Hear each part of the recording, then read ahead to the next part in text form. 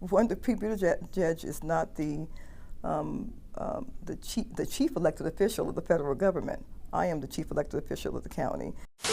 Loudoun County Chair Phyllis Randall and County Supervisors Karan Sains and Sylvia Glass visited Ghana to start a sister city relationship. It was a taxpayer-funded trip, and 7 News exposed how the trip cost more than $60,000. The 3 elected officials stayed at a luxury 5-star resort and flew United Polaris business class, each airline ticket costing more than $7,300 for the elected officials. And the elected officials brought a man on the trip whose wife donated to Randall's and Sain's political campaigns.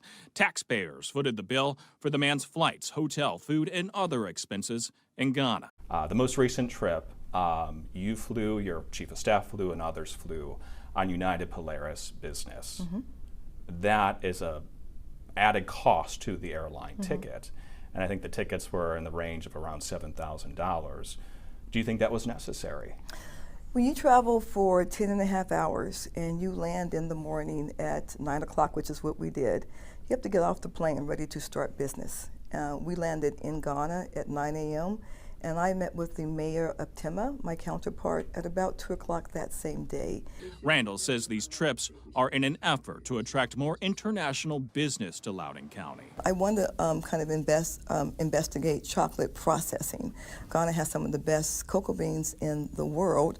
But the U.S. Department of Labor reports more than 1.56 million children on the Ivory Coast and Ghana are engaged in child labor on cocoa farms, and that children in Ghana are subjected to the worst forms of child labor, including in fishing and cocoa production and harvesting. Is that a partnership you want? One of the companies we worked with, we talked to, was a very small woman-owned company, and some of the things I asked her when we talked about where she harvests her chocolate from were those very issues.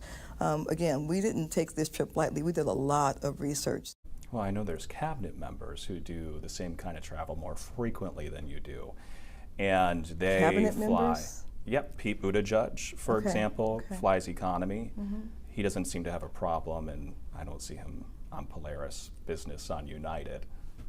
Well, then that's one. The people judge is not the chief elected official of the federal government. I am the chief elected official of the county. I'm special.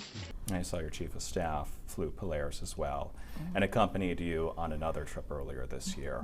What's the purpose of bringing a staffer on these trips? Yeah, that's a great question. Thank you for asking. I think that's a really fair question. You know, when we are over there, we are incredibly busy, many meetings in a short amount of time. And your staff does just about what the staff does for you here. They take notes, they meet the people who are their counterparts. Do you plan on traveling in the future? I plan on working really hard to be here in the future, and then we'll make decisions after that. Do your job.